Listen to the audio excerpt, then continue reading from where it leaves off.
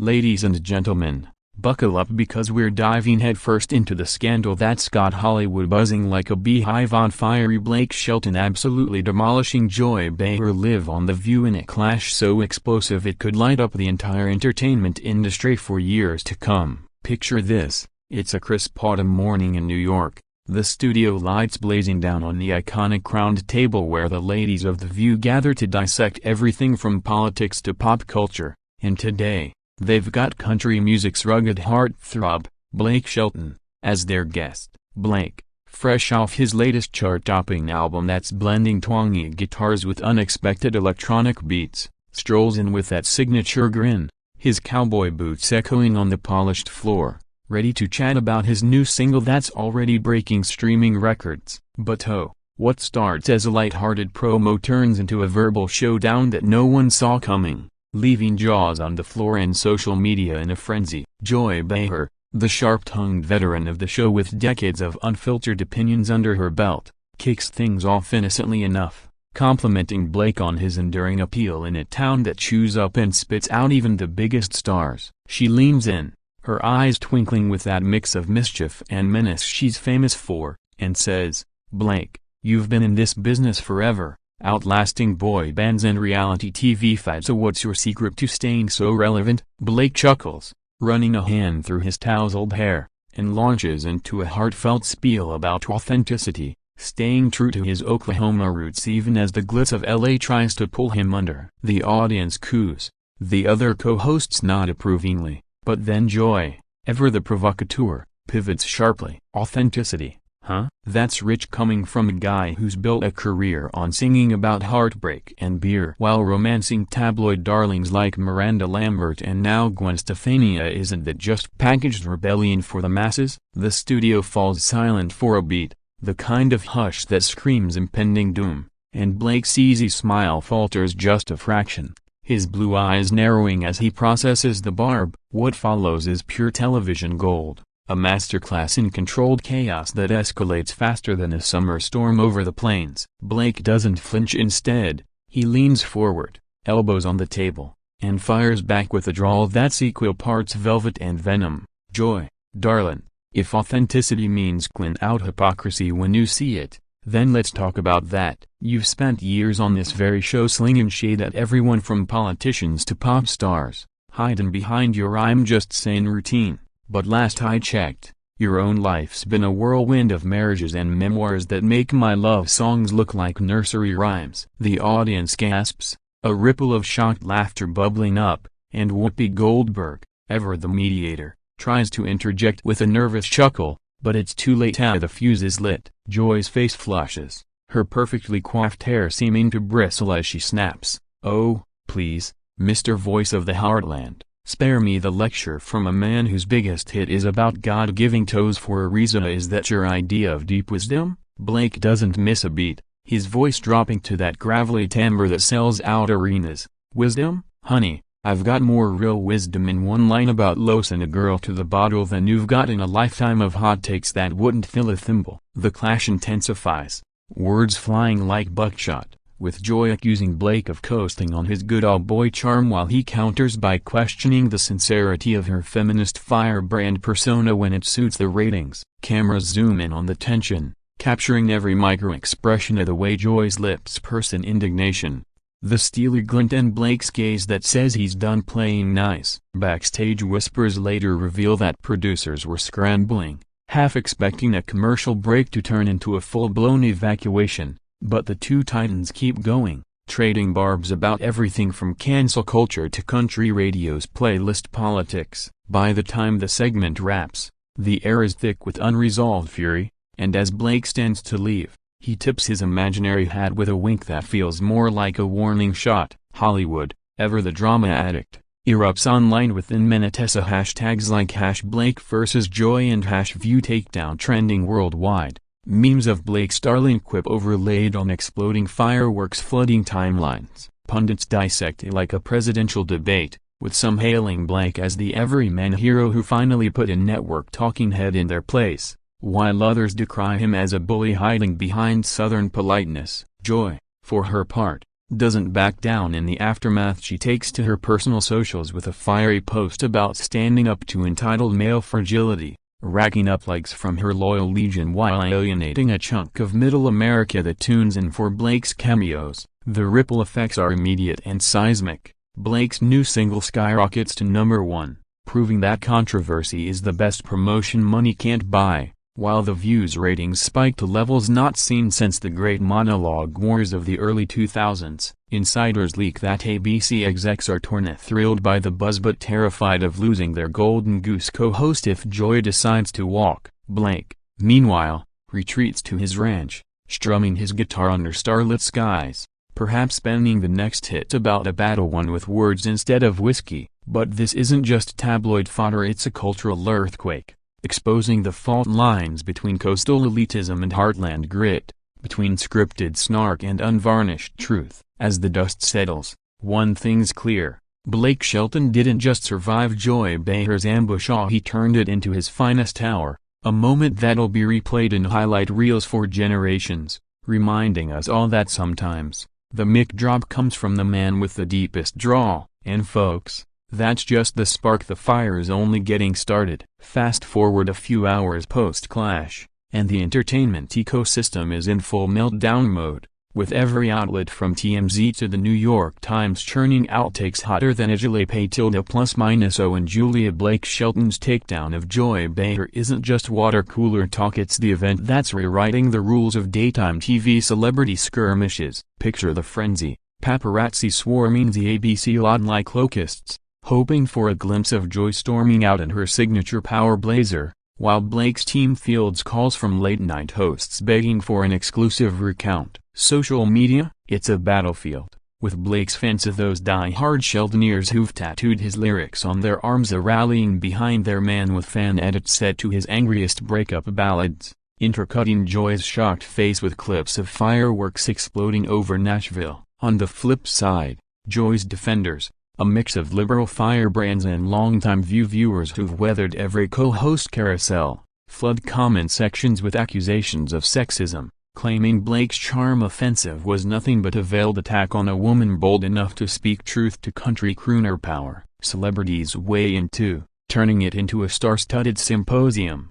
Gwen Stefani, Blake's real-life leading lady, posts a cryptic heart emoji under a repost of the clip, fueling rumors of her scripting his zingers. Meanwhile, Miranda Lambert, his ex whose own feuds have become legend, likes a tweet praising Blake's spine of steel, hinting at unfinished business in their shared past. Even non-country icons chime in. Taylor Swift's camp stays mum, but her stands draw parallels to her own media battles, while Dolly Parton, the queen of diplomacy, tweets a neutral "bless their hearts, let's all sink 'em by ya," which only amps up the irony since her own catalog is full of subtle shade. Back in the studio, the other ladies of The View are left navigating the minefield. Whoopi, with her preacher's poise, calls for a calm on the next episode, framing it as a passionate exchange that highlights free speech. But Sunny Hostin can't hide her smirk, whispering to Sar Haynes that Joy finally met her match in a man who sings about mud on his tires. Ratings, through the roof, up 40% from the previous week,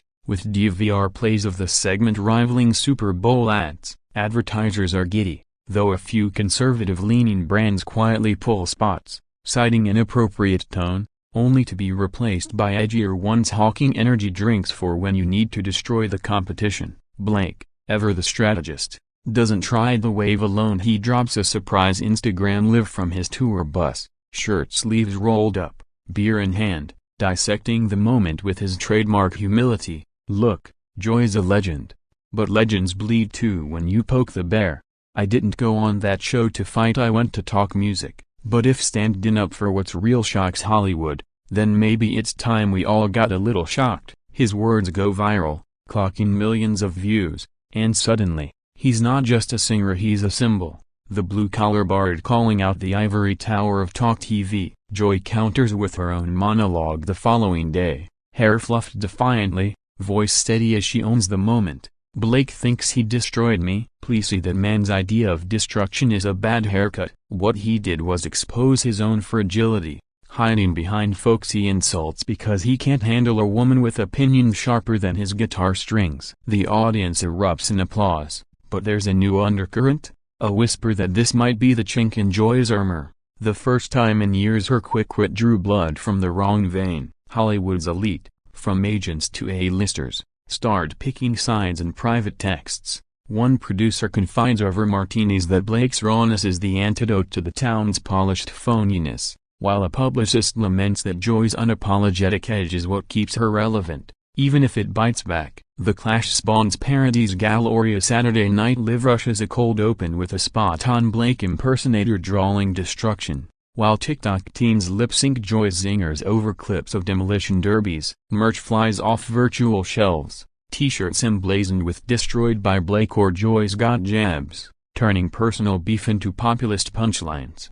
Deeper still, analysts pore over the demographics of Blake's Heartland base. Surges his Spotify streams, crossing over to urban millennials who dig the anti-establishment vibe, while Joy's core audience, boomer feminists, doubles down on View loyalty but loses some Gen Z edge. It's a microcosm of America's divide, played out in prime time, the clash between coastal commentary and country conviction, where every quip lands like a cultural grenade. As the week unfolds, invitations pour into Blake to Fox News for a victory lap, Joy to MSNBC to rally the troops, and the real winner emerges, the audience, hooked on the unscripted thrill of two icons colliding without the net. But beneath the spectacle lies a poignant truth. In an era of filtered feeds and soundbite scandals, Blake and Joy remind us that real destruction starts with daring to be seen, flaws and fire and all. And as the echoes fade, one can't help but wonder what's the encore to this epic. Weeks after the dust-up that dubbed Blake Shelton the destroyer of daytime divas,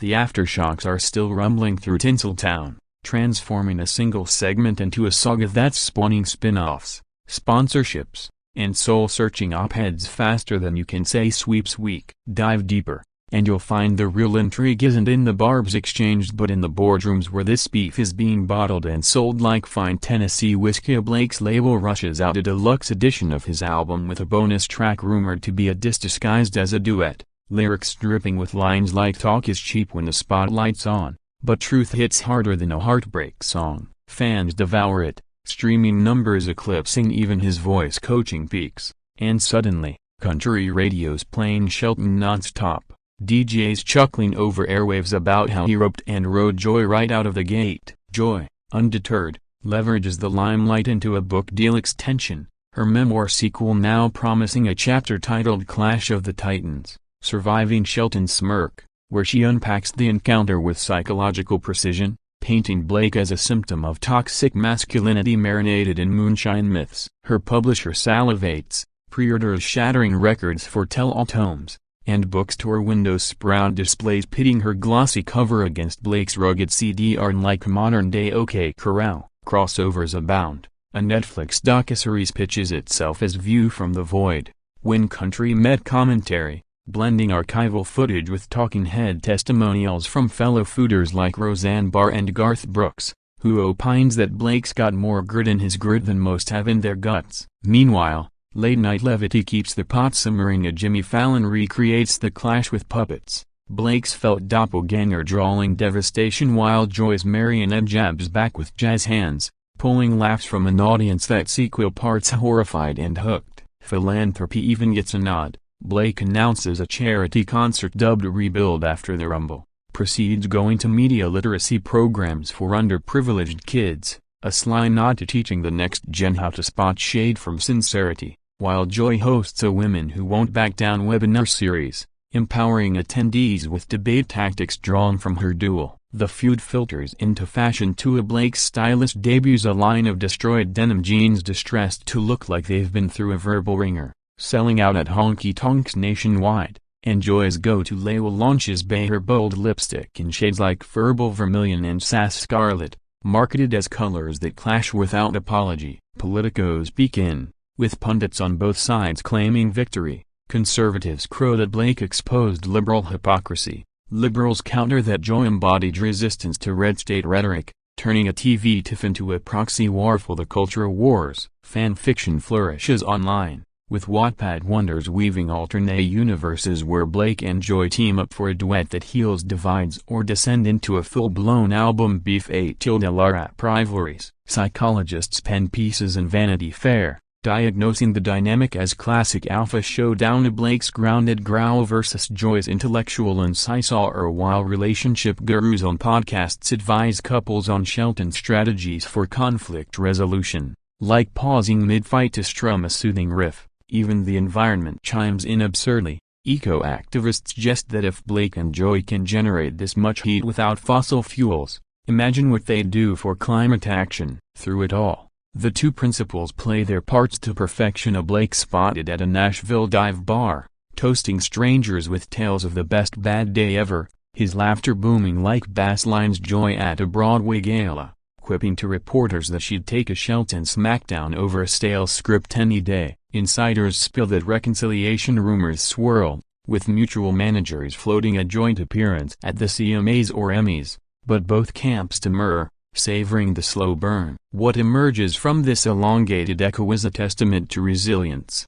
Blake's brand burnishes brighter, his everyman ethos endearing him to escapists weary of woke-washing. Joy's icon status solidifies, her unyielding umbrage inspiring underdogs everywhere. Yet, peel back the hype, and there's a human heartbeat to two artists, aged by applause and adversity, reminding us that destruction isn't about demolition but distillation, forging sharper selves from shattered spotlights. As Hollywood heals from the shock, one lesson lingers: in the arena of airwaves, the boldest blows build bridges, even if they're built from the bricks of broken banter. And with awards season looming, whispers hint at a surprise trucia, or is it round two? The script's still writing itself, one viral verse at a time. As the calendar flips toward winter, the Blake-Joy brouhaha evolves from breaking news to baked-in backstreet, infiltrating everything from award show acceptance speeches to supermarket tabloids, proving that in the coliseum of celebrity, one explosive exchange can echo eternally like a ballad on repeat.